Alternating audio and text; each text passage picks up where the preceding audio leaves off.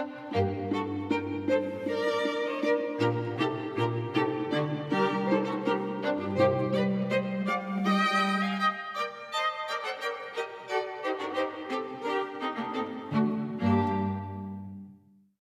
is with great pleasure that I introduce Professor Weil.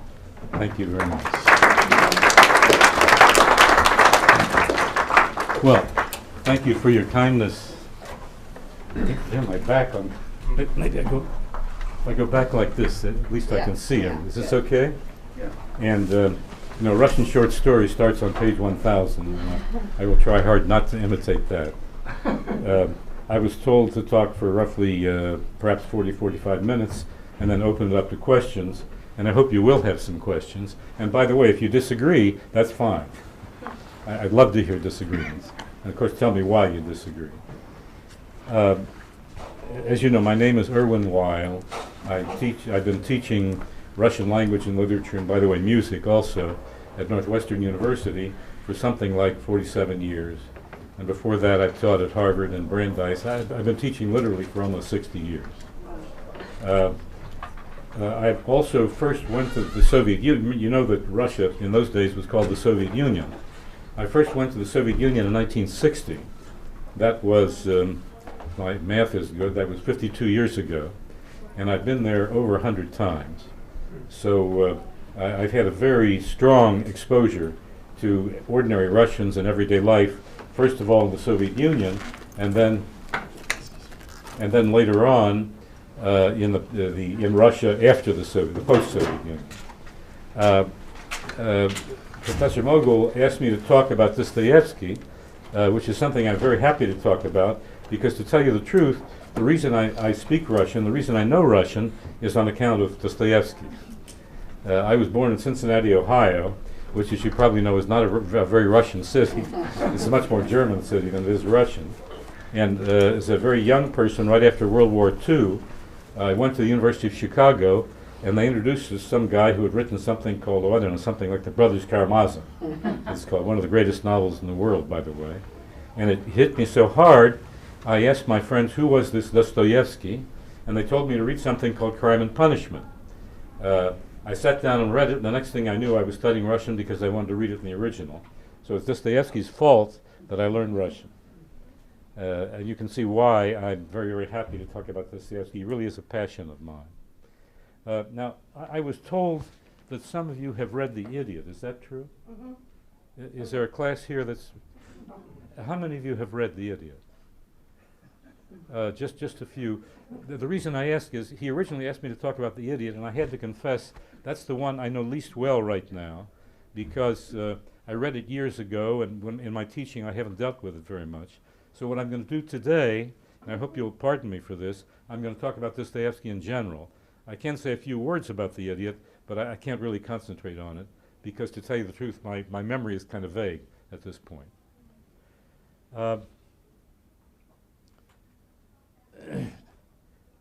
As some of you may know, if you talk to almost any American writer today, I have, for example, talked to Saul Bellow, maybe some of you have heard of him, or to Philip Roth, or to Arthur Miller, or to Tennessee Williams.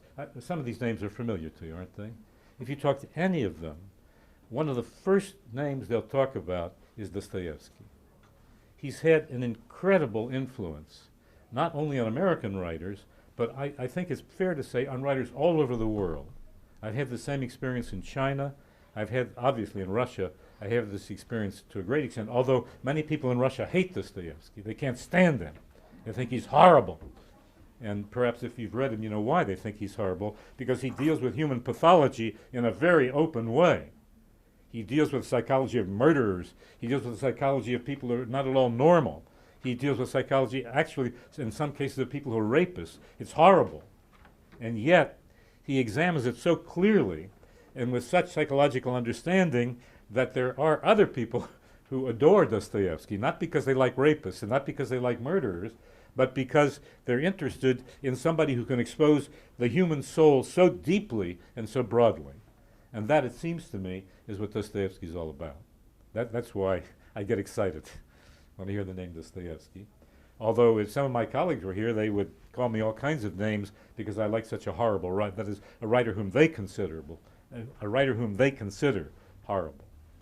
To quote a very famous Russian critic named Nabokov, I don't know if you've heard of him or not, but a very bright critic, a genius of a critic, he talks about that writer of elephantine platitudes. That's what he calls Dostoevsky. So how did it all begin?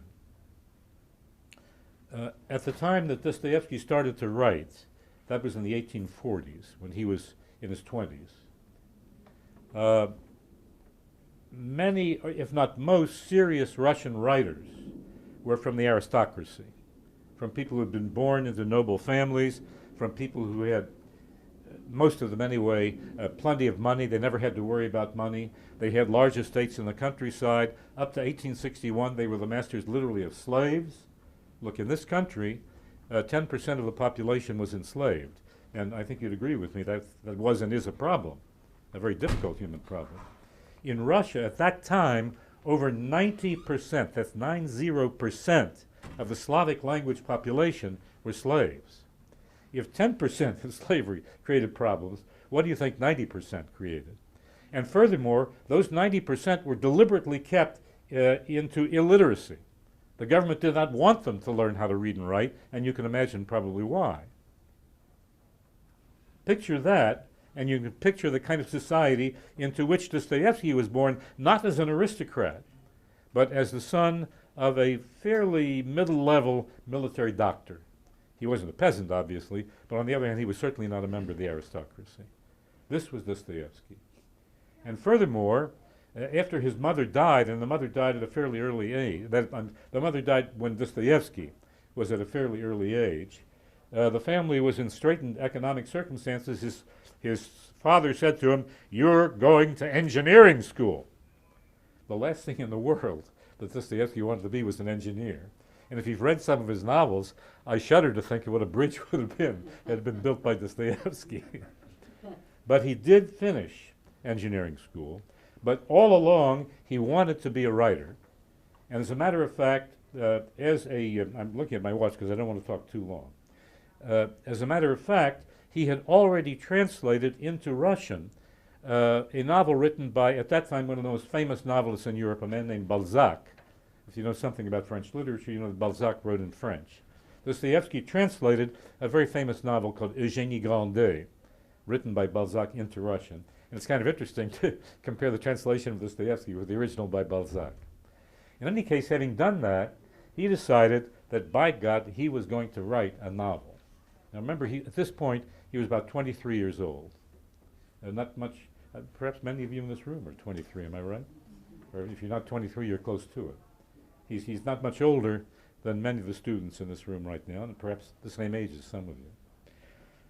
And what he did was to write what we called an epistolary novel. That is, a novel made up of a correspondence between two people. One of the people was a young woman of about 18 or 20 years old. The other was an older man, in those days a very old man in his 50s. These days we don't consider that very old, but remember, this is before the days of modern medicine. And what's really quite remarkable is this 23-year-old obviously got very deeply into the psychology both of a young woman, a shy young woman from the countryside who's come in the city and is in all kinds of trouble, and an older man who was trying to take care of her, but take care of her in some ways nicely and in some ways not so nicely. Well, nobody knew who he was. All anybody knew about him was he was some kid who was out of engineering school. He gave it to a man named Nekrasov, who was one of the most famous editors of the 19th century in Russia. Nekrasov sort of smelled something in this manuscript that, I don't know, kind of might be good in this kid from engineering, this nerd from engineering. Pardon me for saying this, but that's the way he looked at it. That's not my word, that's his word. So what he did was give it to a very, very famous man in Russia of the 19th century. A man whom you might, if you're interested at all in Russian literature, you might look into. His name was Belinsky, spelled exactly the way it sounds, Belinsky.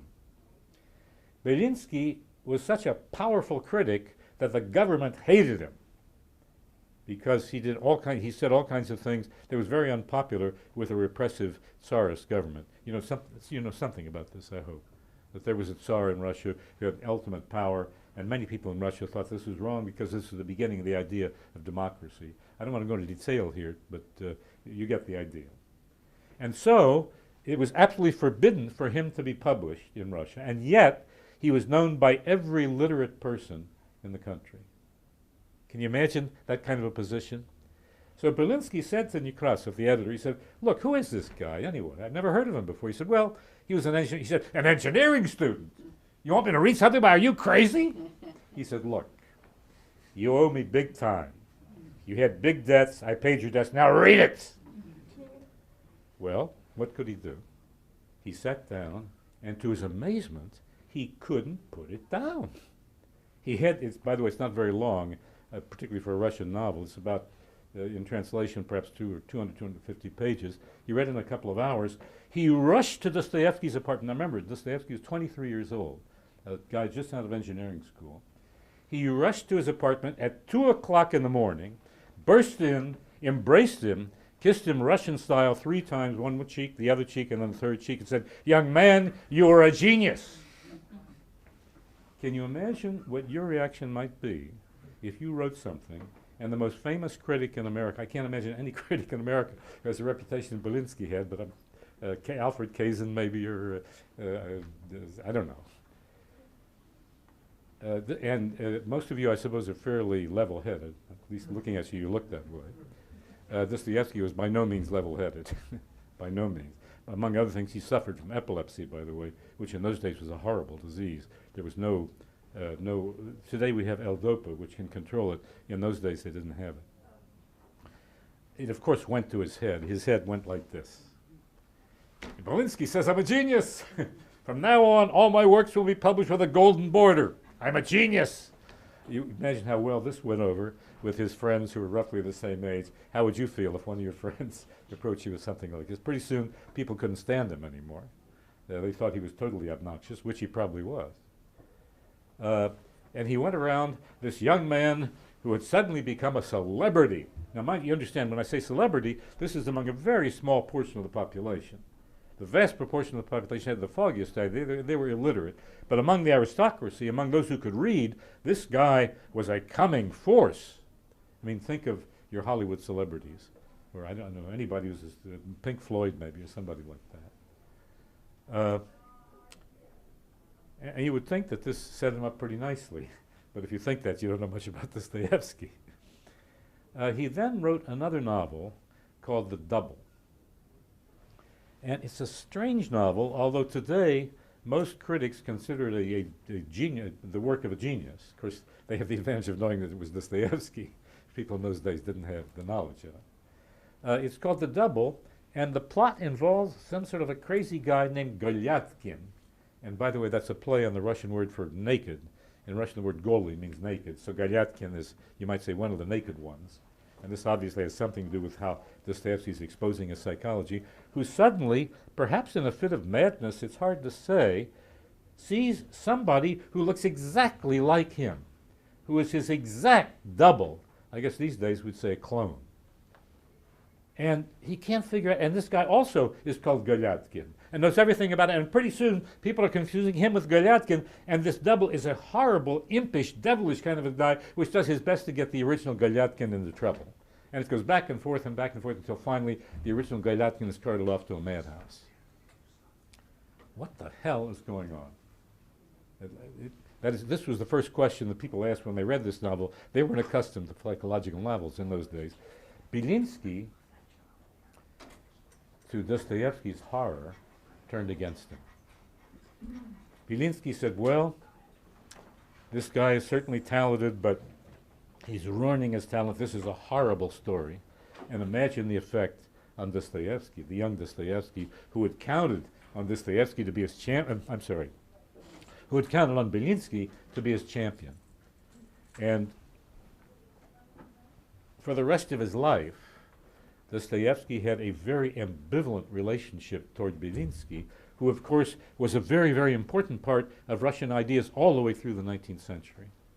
And this ambivalent relation had a lot to do not only with Dostoevsky's future novels up to his death, but also with the whole situation of politics and revolution and all those things that were boiling up in Russia at that time. I suppose most of you know that there was a revolution in the 20th century that came out of Russia.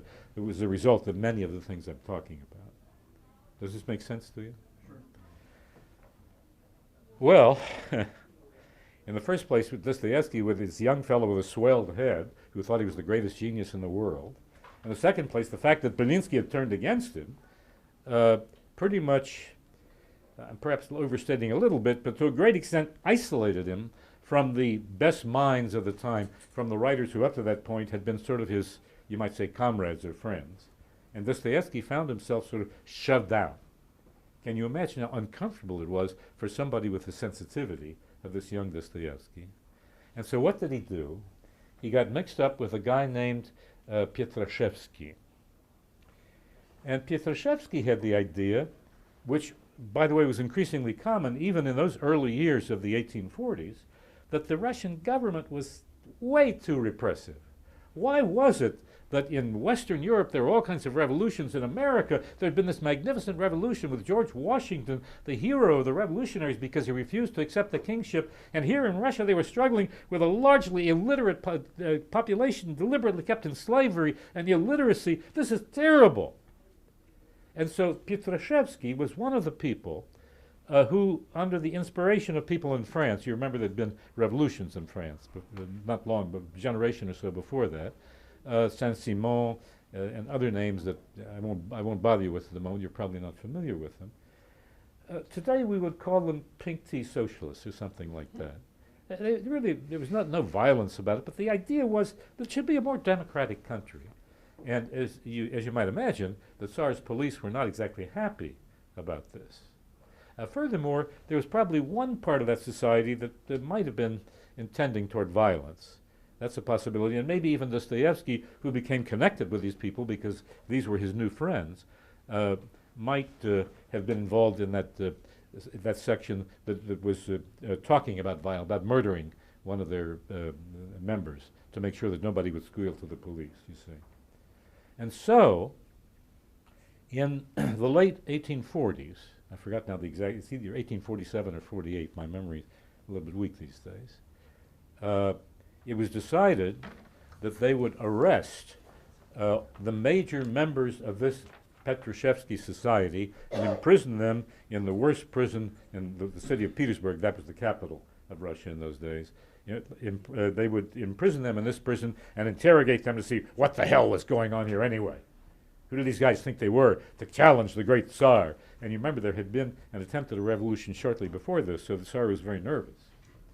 Well, Dostoevsky sat in that prison for over a year and was interrogated quite repeatedly and not at all gently by the people who ran that prison. And from what we can learn, he behaved himself very courageously. He didn't try to conceal anything that he believed, but he absolutely refused to involve any of his friends, or as we would say, to rat on any of his friends. And the upshot was that a whole group of them were sentenced to be executed by firing squad. And on a cold, now you know Russia is pretty far to the north, you know that, and winters there are not exactly warm, particularly in Petersburg. It's only about 150, 200 miles from the Arctic Circle. In shrouds, at night in Petersburg, they were brought out to be facing a platform on top of which they were to stand when they would be shot by the soldiers. And the soldiers raised their rifles to the first group. Actually, Dostoevsky was in the second group. But of course, he and they were all convinced this was the last moments of their life. Those of you who've read The Idiot remember the last moments of a person before execution. Remember that part of the story? Believe me, Dostoevsky was not writing from what other people told him. And it said the soldiers raised their rifles. At the count of three, they were to shoot 1, 2, and at that point, by prearrangement, a courier came up. The Tsar had pardoned them. They would not be shot after all. They would be sent to the coldest spot in Siberia, where they would serve in prison in chains for 4 years. And so Dostoevsky, thinking that these were the last moments of his life, was suddenly the next day put into chains and sent out to Siberia, where he served for 4 years. Can you imagine that? Can you imagine the shock? And of course, here he was, an intellectual, put in the midst of hardened criminals, who, by the way, gave him a great deal of source later on for his novels, but that's another story. He served for those 4 years.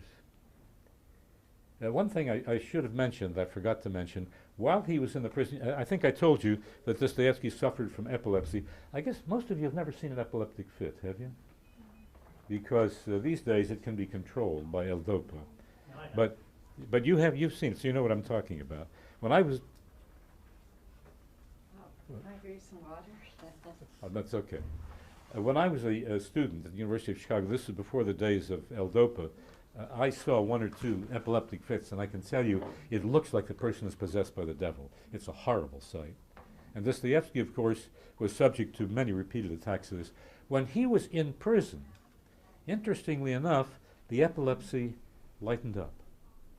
The epilepsy got less serious.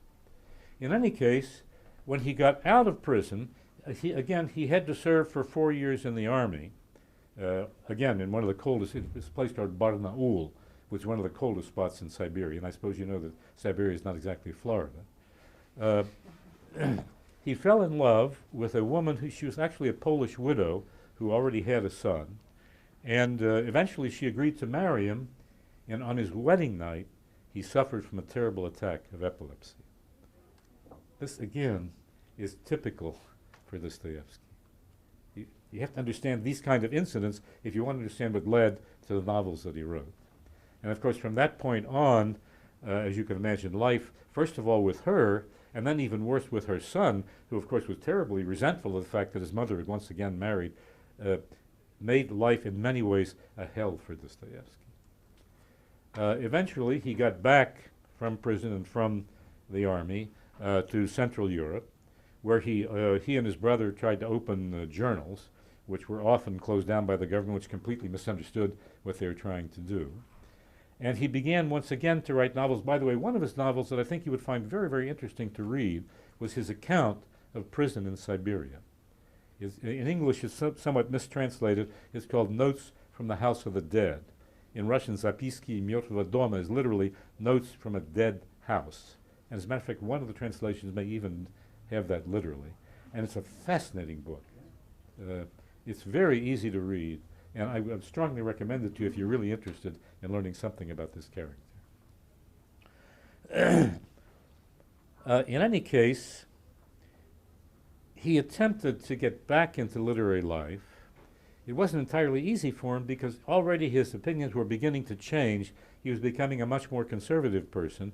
And of course, by that time, by the way, Belinsky was dead.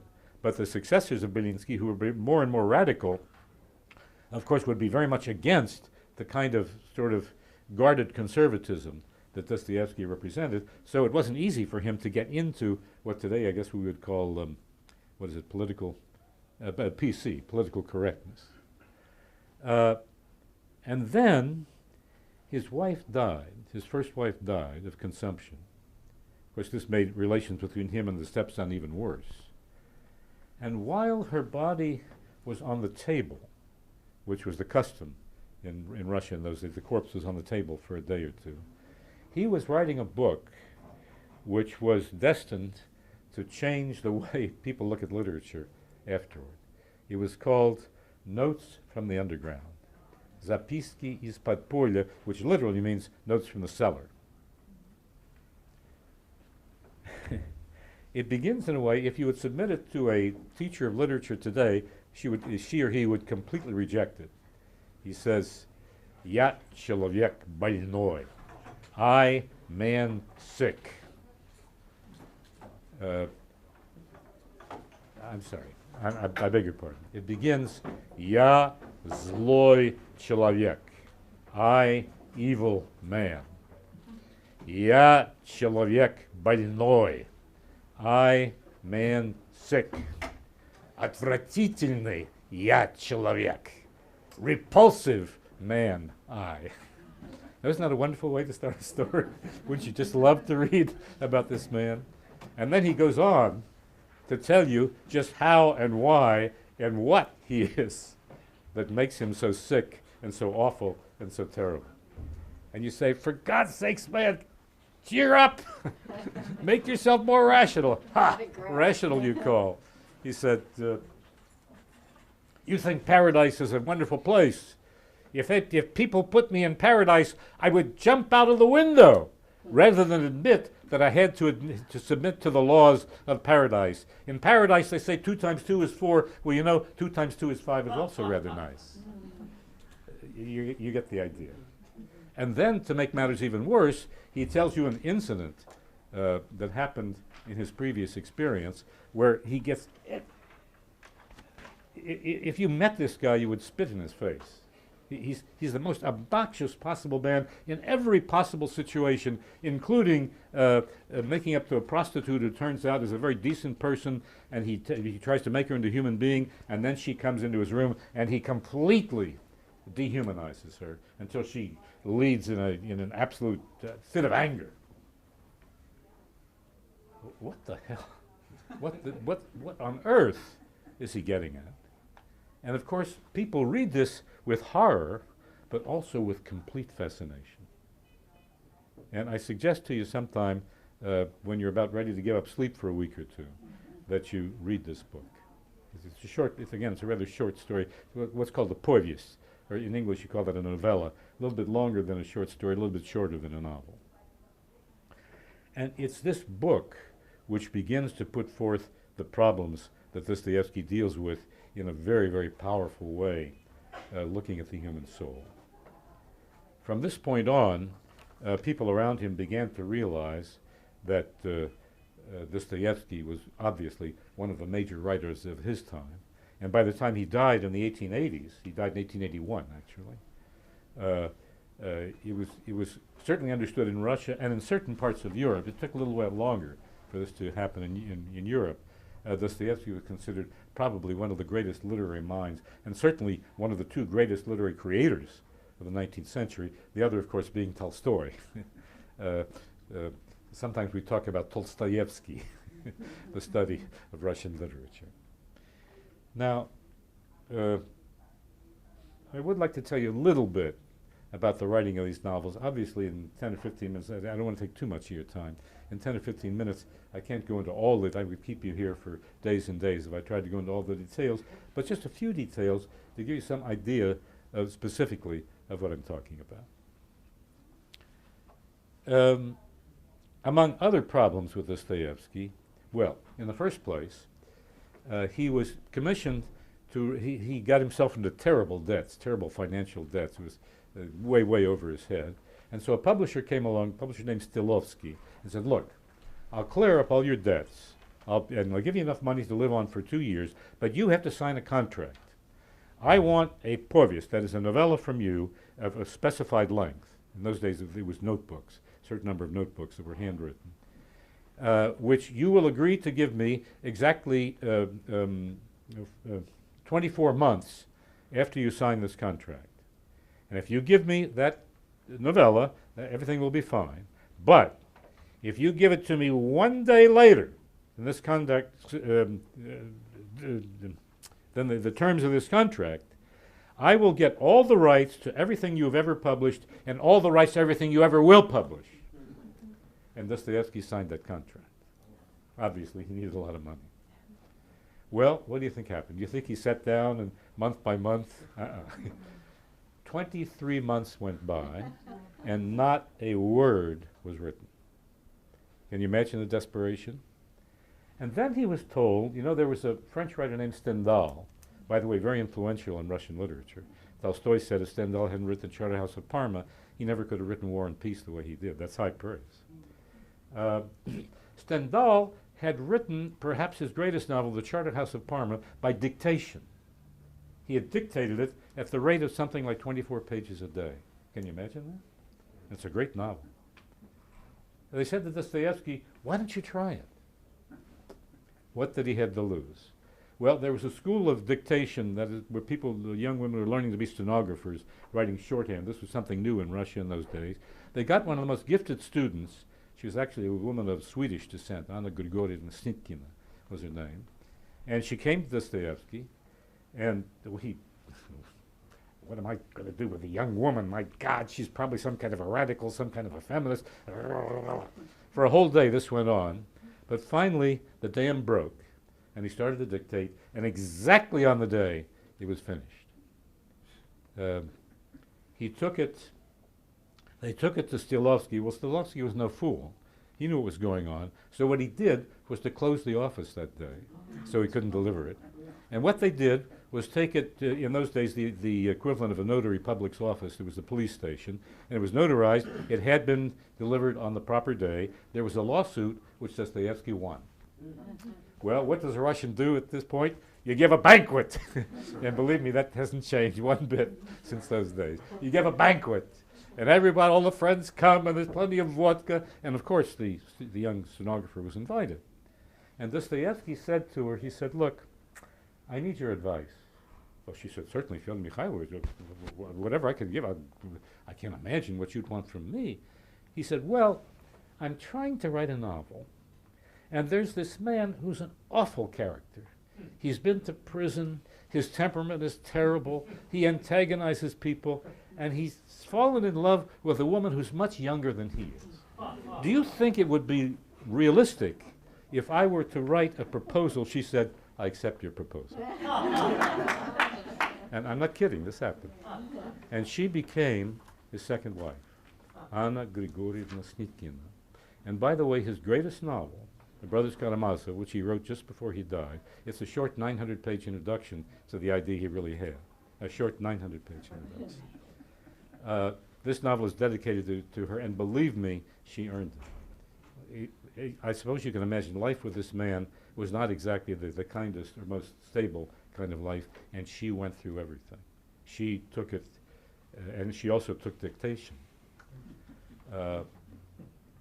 It's hard for me to exaggerate what we owe, from a literary point of view, what we owe to this incredible woman, who after all was 20 years younger than he was, who in many, by temperament was a very, very different temperament, obviously, from anything that he had, and yet she dealt with that man in an enormously understanding and creatively helpful way. It's really quite a story. And his life is full of these kind of things. Later on, of course, he got the gambling fever.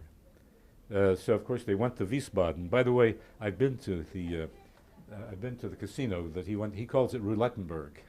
It's actually Wiesbaden. I was there, and it looks exactly, well, it looked, this is 30 years ago, exactly the way Dostoevsky described it. The idiots wrote on my ticket, Irwin Weil. I crossed out, wrote Fyodor Mikhailovich Dostoevsky. Of course, they didn't understand anything.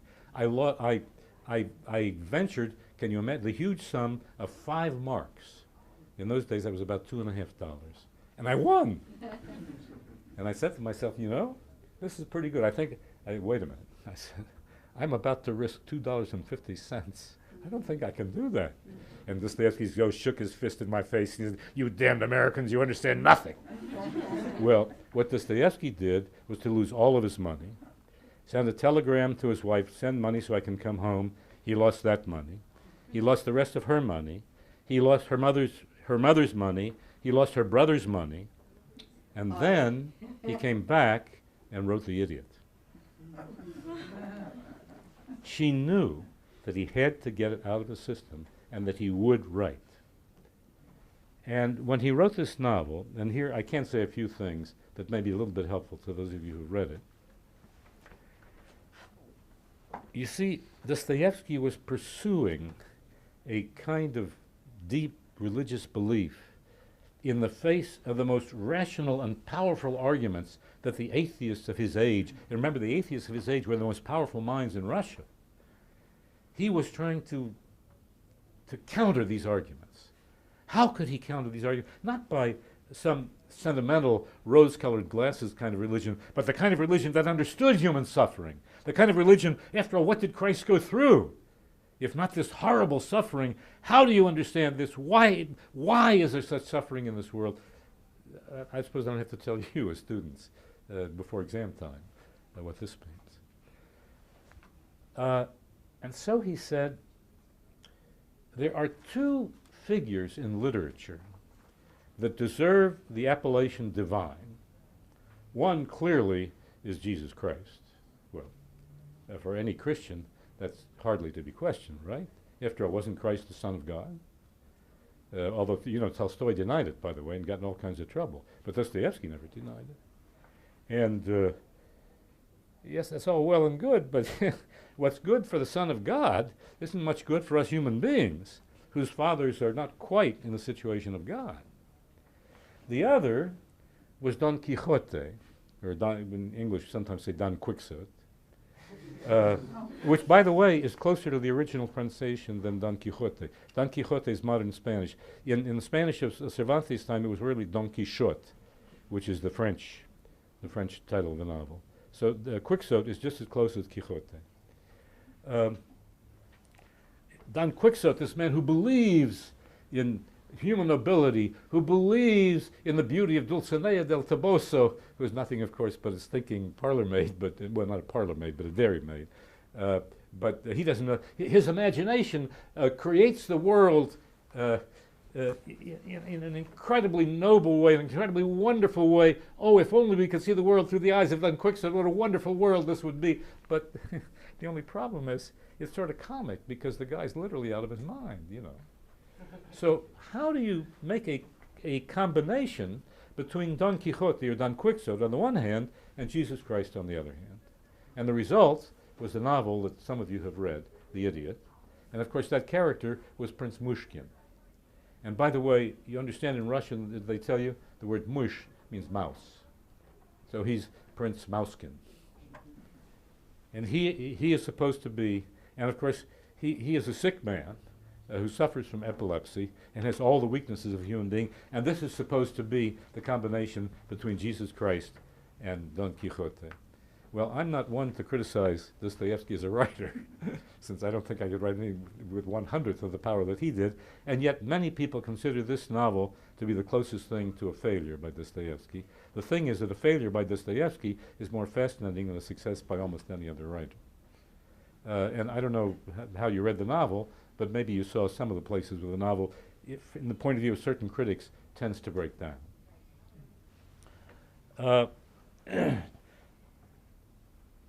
Dostoevsky, well, I've really already talked about as long as I should. Let me just say this, that Dostoevsky dealt with all kinds of themes that, God, if you've lived through the 20th century as I have, now of course most of you are fairly young, so I suppose the 21st century is yours, not mine, but he dealt with themes that I believe will be with us as long as we're human beings. He dealt with a man who thought he could become a Superman, who thought he could become a Napoleon, that some of us are so special, so far above any of the other human beings around us that we have the right to transgress anything that's in human life. And so this man who's rather poor, his name is Raskolnikov, which literally, by the way, means one of the schismatics. Raskol in Russian is schism, a religious divide, a schism. And so he murders a woman who's today what we call a pawnbroker. It's not quite an accurate description, but something like that. And because, of course, there are a lot of valuable things in her, he manages to grab them and bury them. And he will use this money for the benefit of mankind. And as a Superman, he will be a benefactor of all of mankind. But of course, he's intelligent enough to know that this is not entirely true. And eventually, his conscience starts to grab at him. And oh boy, does he go through hell through the rest of the novel. And of course, on the one hand, he has this young woman who is forced into prostitution, but who is a kind of an angel. And on the other hand, there's a Mr. Svidrigailov, who's the closest thing there is to a devil. And he goes now in one direction and now in another direction until finally, at the very end of the novel, he has the force to confess the crime and to expiate even such a horrible crime. How do you deal with people who get the kind of ultimate power that goes together with the, in their mind at least, a justified murder, not of one person, but of two people, in order to benefit mankind? Does this remind you of anything that happened in the 20th century? Were there people who said you have to break eggs to make an omelet? Oh, so what if we murder 10 million people? It's for the benefit of mankind. Boy, what kind of benefit of mankind do you build over 20 million corpses? I could be talking about the Nazis. I could be talking about the Stalinists. I could be talking about people in China. I could be talking about God knows how many horrible events that happened in the 20th century. How did Dostoevsky see this so clearly with such psychological insight? And what's the cure for all of this? How do you stop this kind of murder? We'll murder these people. These people aren't people. They're bugs. They're not human beings. We'll wipe them out for the benefit of mankind. How do you deal with this? And of course, his last novel, in a certain sense, was an attempt to answer that question. It's the Brothers Karamazov, where, well, if I start trying to tell the plot, if I start trying to get into this, we'll be... At a certain point, you have to, I can't possibly go into the depth of the novel, right? You have to take my word for it till you read it, but please do read it. This is an incredible novel. But at a certain point, you see there are three, possibly four brothers. There's a sensualist who's all for sex and for the great stuff of life. There's the highly religious one. There's the highly intellectual one. And there's the illegitimate one. All of them showing human extremes. The religious one, Alexei, Alyosha, who in a certain sense is the protagonist of the novel, although a lot of critics will disagree with this, gets his religion through an elder of the church. Zosima is the man's name. And by the way, Dostoevsky, alas, had lost a 2-year-old child, by the way, the name of Alyosha, by the way, whom he was convinced, I don't know exactly how, that this child bore his talent, and the child died of epilepsy, and nearly drove Dostoevsky out of his mind until he went to a monastery where an elder talked to him in many of the terms that he puts in the mouth of his character, Father Zosima. And Father Zosima represents a kind of a holiness that can deal with the most arrogant kind of atheists, with the most arrogant objections that atheists can make to the Christian religion. And of course, everybody is waiting. When he dies, he will die in saintliness. That ordinary people, when they die, as you probably know, they stink. There's a character named Smerdyakov, who is the son of stinking Lizaveta. Stench is a very big part of this novel. And of course, the stench of mortality is something that we all understand. But of course, this man is so holy that he will die without stinking. And he dies, and what do you think happens? I suppose you can predict it. He stinks worse and more quickly than any other person ever does. And of course, his enemies exult, and Alyosha almost loses his faith. Miracles don't make faith. Faith makes miracles. You understand? This is one scandal in the novel. At the end of the novel, toward the end of the novel, a young boy who originally had hated this saintly Alyosha, as a matter of fact, who bit his finger almost to the bone, but came to adore him later on, dies. And Alyosha comes to make a sermon over his body, and Dostoevsky is constantly hitting you with a sledgehammer. And all of a sudden, there's a phrase that most people it took me 5 times reading the novel to notice it. He says, strange to say, there was no smell from the body of the boy. How is this possible? Well, after all, the boy was cut off in the flower of youth. It's not the same as an old man dying of sickness.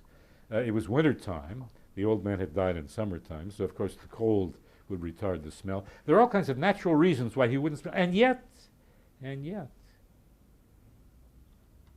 there is something to this idea of eternal life and something beyond death. That's what Dostoevsky is aiming at. And in the course of this novel, what he expresses are the deepest kinds of doubts to that center of Christian belief and the highest kind of faith. And of course, there's a very famous statement by his sensualist, by Mitya the sensualist, who says, "Человек слишком широк."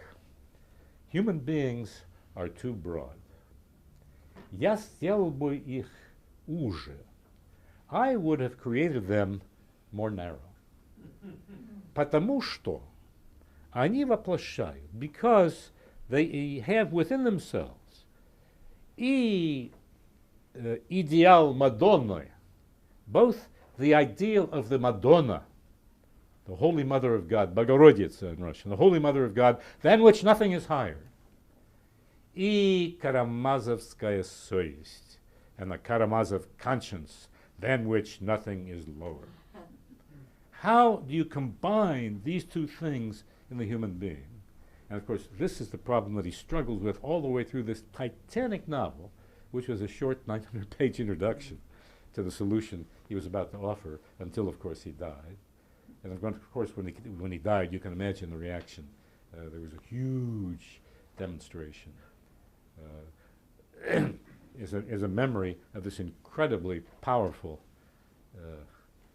sensibility writer, littérateur, and expositor of human experience in a way and with an intensity that very, very few people could rival.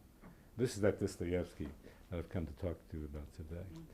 I think at that point I better stop, but I really would love to hear your reactions to what I said. And by the way, if you think I'm wrong or if you want to see it in a different way, I'd love to hear it.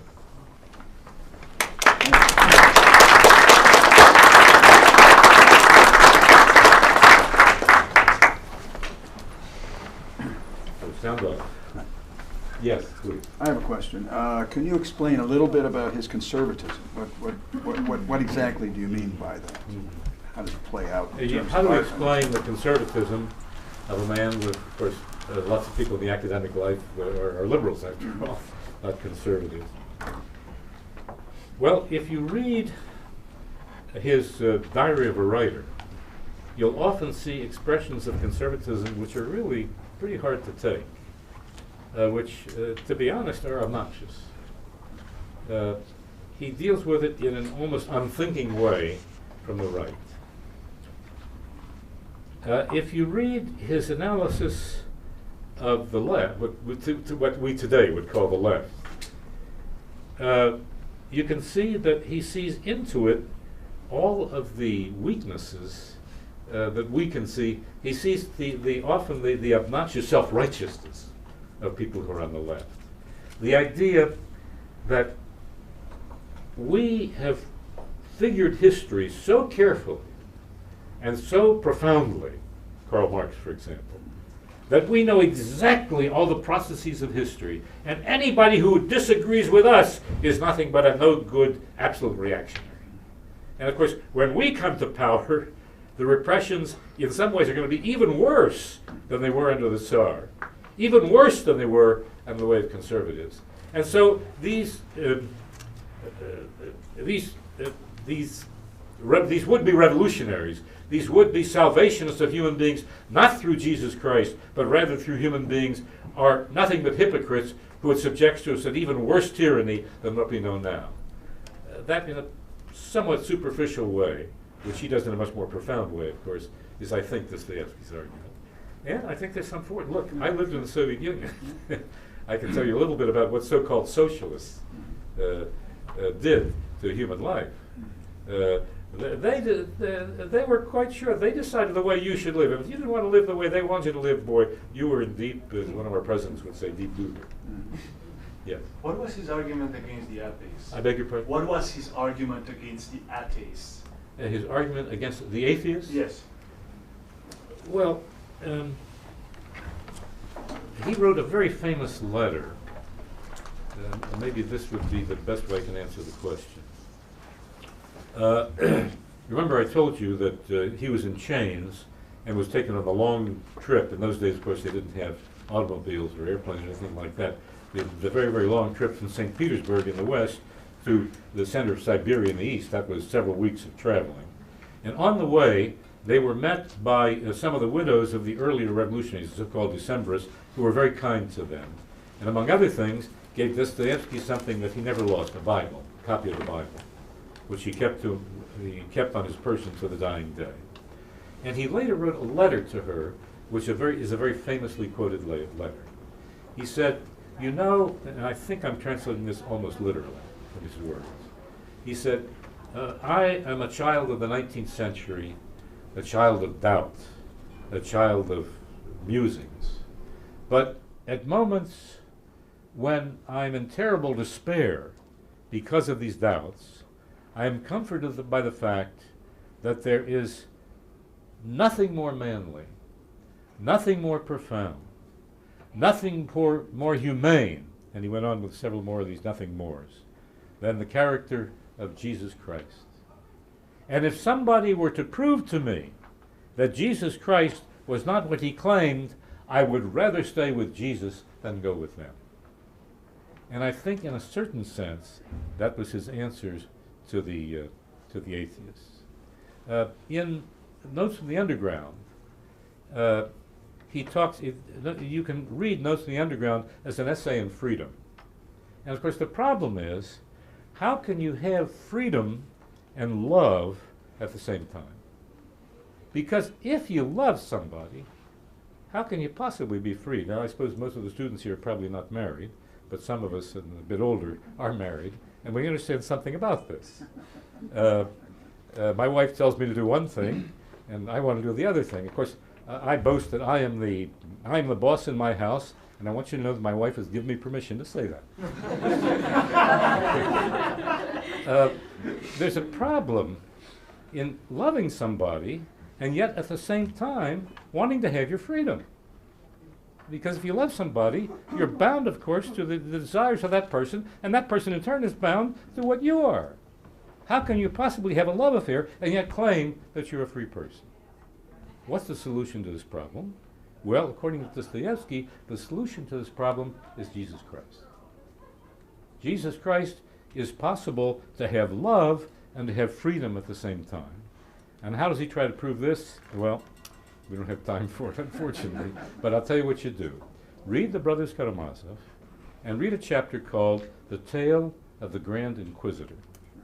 And in this tale, he tries to give an answer to the atheists.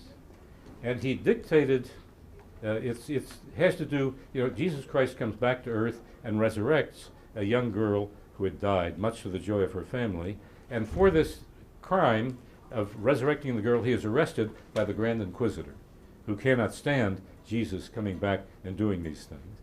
Because you see, Jesus wanted human beings to be free, and the Grand Inquisitor wants them to follow his rules. Now, again, I'm vastly oversimplifying what it is. But in this incredibly powerful chapter, which everybody wants to read, you'll find, to a certain extent, I think, the answer to your questions. Although, by the way, Dostoevsky dictated this chapter to his wife, his second wife. And then he said, he was in the height of excitement having dictated, he said, Anya, what do you think? She says, wonderful, Fyodor. Why? She said, look, I don't want to hear that. What do you really think of this chapter? She said, well, to tell you the truth, I didn't understand it. And he said, what do you mean you didn't understand it? It's perfectly clear. And he explained it. She said, you know something? After he explained it, I understood it even less. It's a very difficult thing to understand, but in a certain sense, it's his answer. In a certain sense, it's the extended answer to your question. And really take a look at it. Well, if you don't like it, sue me for malpractice. Yes. Well, one thing I remember is that Ivan says to Alyosha, if one innocent child has suffered needlessly, or one innocent child has suffered, then there cannot be a God. And as I remember, Alyosha's answer is to go up and kiss him on the forehead. Well, yeah, that was the very end. He doesn't have the word. So maybe the answer has to do with the heart has reasons, reason cannot know, something like that. Well, that's certainly possible. No, what Ivan says, he says, look, I don't doubt paradise. I believe in paradise. But if I have to purchase my ticket to paradise at the expense of one innocent child suffering, I give back my ticket. Mm-hmm. And by the way, he took that from Belinsky. Belinsky had earlier made a statement. Dostoevsky copied this from Belinsky. Later on,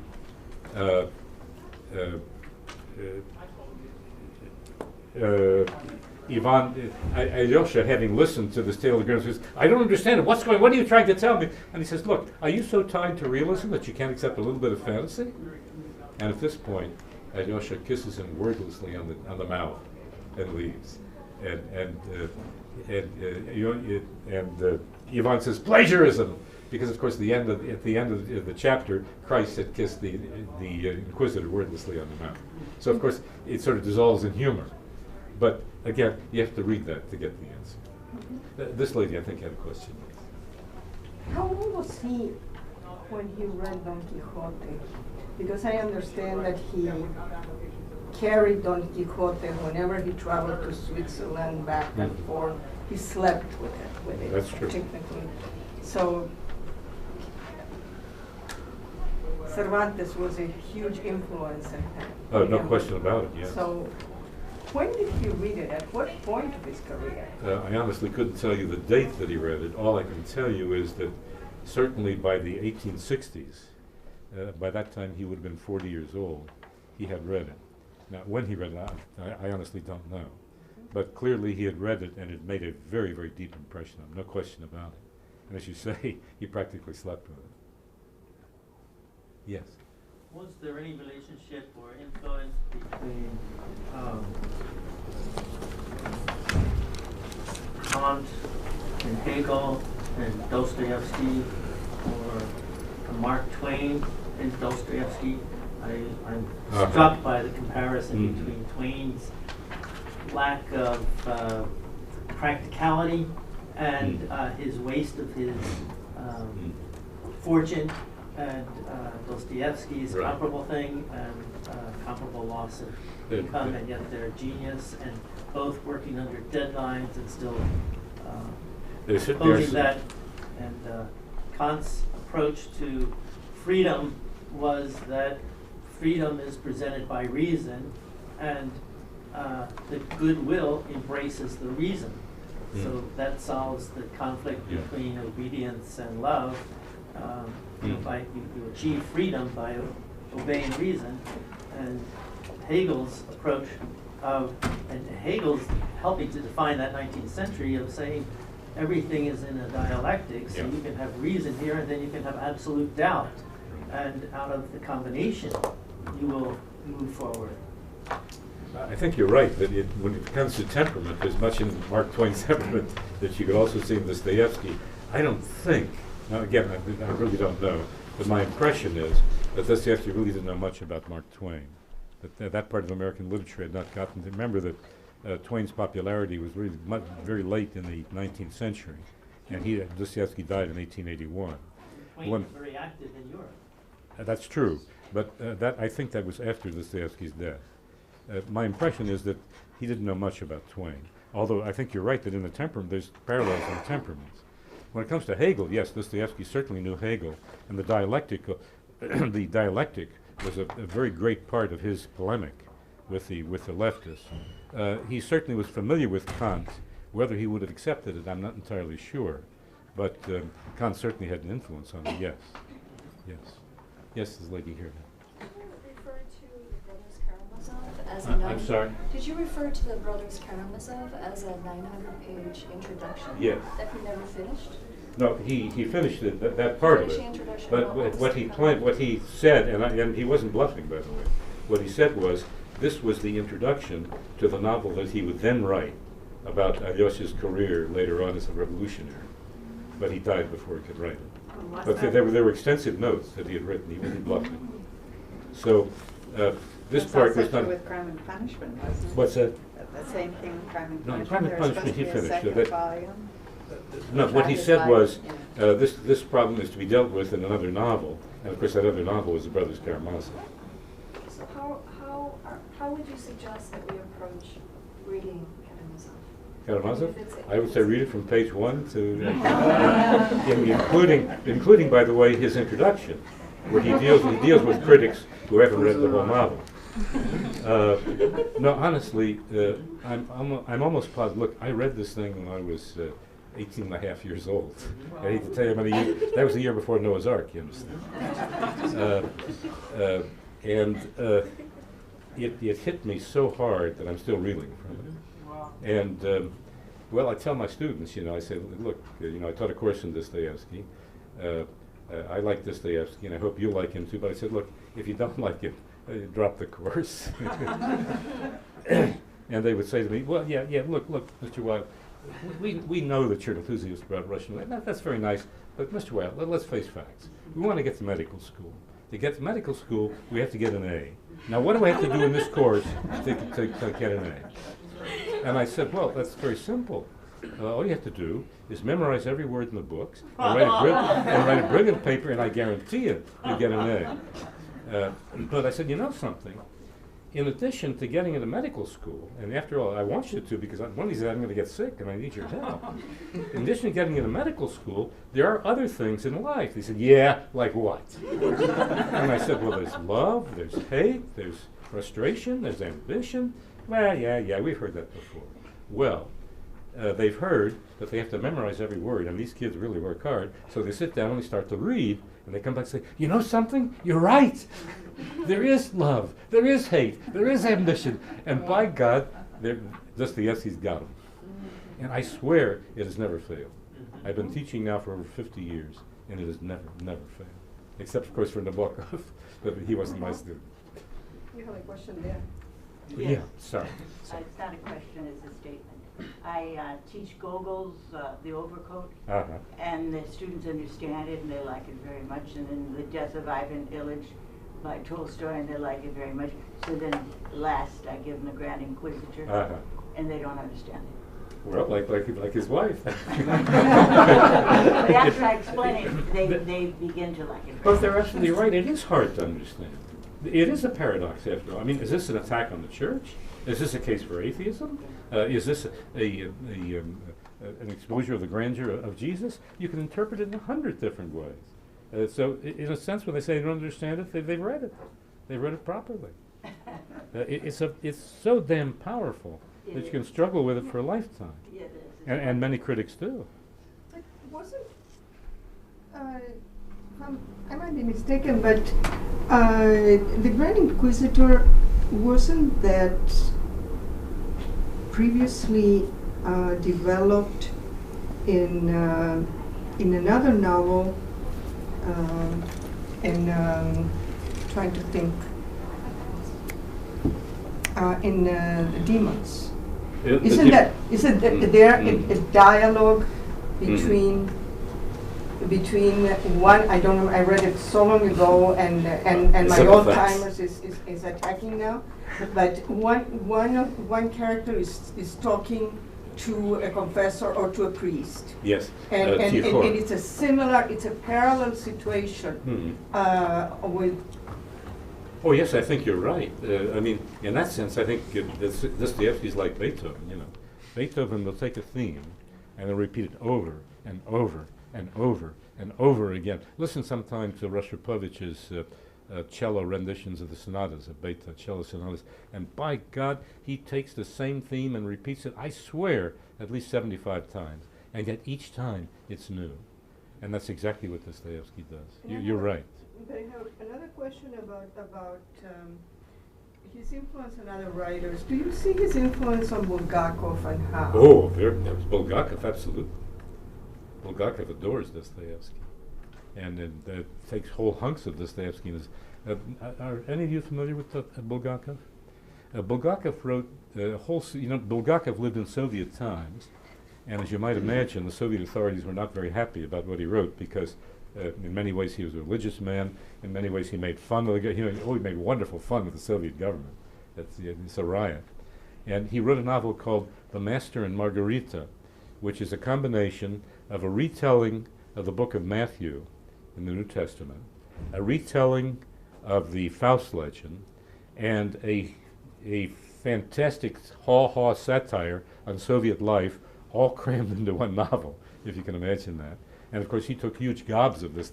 Well, remember, at one point, a cat with whiskers has gotten a pass to the Writers' Club, and the cat shows his pass to the woman who's guarding the Writers' Club, and she wants to know, what have you written anyway? And he says, Madam, if you knew what plots were boiling inside his head, you wouldn't ask me what I would write. She said, all right, what's your name? He says, my name is Fyodor Mikhailovich Dostoevsky. She says, oh, he's dead. And she replies, Madam, Dostoevsky will never die. This is the Soviet part. Yeah, and Bulgakov, who has all of the usage of all of these musicians. Yes. Berlioz is there, and I don't remember now again. You're absolutely right. Read Bulgakov, you will really enjoy it, I assume. Yes. So we hear how much you love Dostoevsky, but what about Tolstoy? Well, Tolstoy, of course, is one of the great writers. I have a. What would you say to Nabokov? Well, what about, well, Nabokov also adored Tolstoy. I don't call Yeah. it. I have a letter. Dostoevsky I have a, was much believe it or inferior. not, I have a letter from Tolstoy, not addressed to me, as you might understand, on my wall. This letter was a reply. There was a young man in. Well, most of you have some knowledge of who Tolstoy was, I hope. You know, if not Dostoevsky, then Tolstoy was the greatest writer, the greatest prose writer in the world. Tolstoy died in the year by the way, Dostoevsky died in 1881. Tolstoy outlived him by 30 years. He died in 1910. In 1910, a few months before Tolstoy died, a young man, a 15-year-old young man, wrote him a letter saying, I admire your work tremendously, but how can I believe in what you say when every other word is about Jesus Christ and I'm a Jew? And Tolstoy replied, and this I'm translating almost literally, and this is a letter I've got on my wall. He said, the words of Christ were not important, the words of Christ are not important and applicable because they were said by Christ. On the contrary, they were said by Christ because they're true and inscribed in the heart of every human being. Sincerely yours, Lev Tolstoy. Well, that 15-year-old guarded that letter like the apple of his eye, migrated to this country, and became the rabbi of the congregation in Cincinnati, Ohio, where I grew up. So when he died, his sons, who were friends of mine, let me make a Xerox copy of the letter, and it's up on my wall. And so I can claim I've got a letter from Tolstoy. No, I adore Tolstoy. Well, But Gorky. That's an interesting. You know, my book is on. I've written a book on Gorky, which you're welcome to read if you like. I will. Let me give you just one incident from Tolstoy. You know about the Napoleonic invasion of Russia, and before that, you know, the Russian army was fighting Napoleon in Europe. By the way, this year is the 200th anniversary of that invasion, and I'm just back from Russia. I gave a talk on Tolstoy as part of the events of that anniversary. And Tolstoy has a character in this novel by the name of Nikolai Rostov, who becomes a Russian officer. And by the way, Tolstoy knows what bravery is all about. He's been in war, he knows this, and Nikolai is one of the bravest.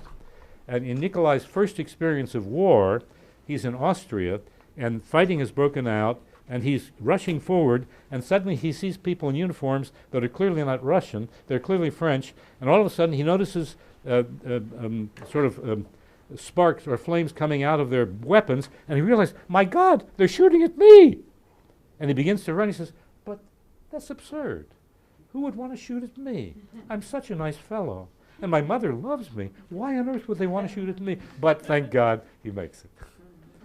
This is Tolstoy's rendition of a man who's going to become one of the bravest of the brave. And he knows what war is all about, and he knows what bravery is all about. It's just one tiny incident in that 1,500-page novel. Well, thank you very much. You've been very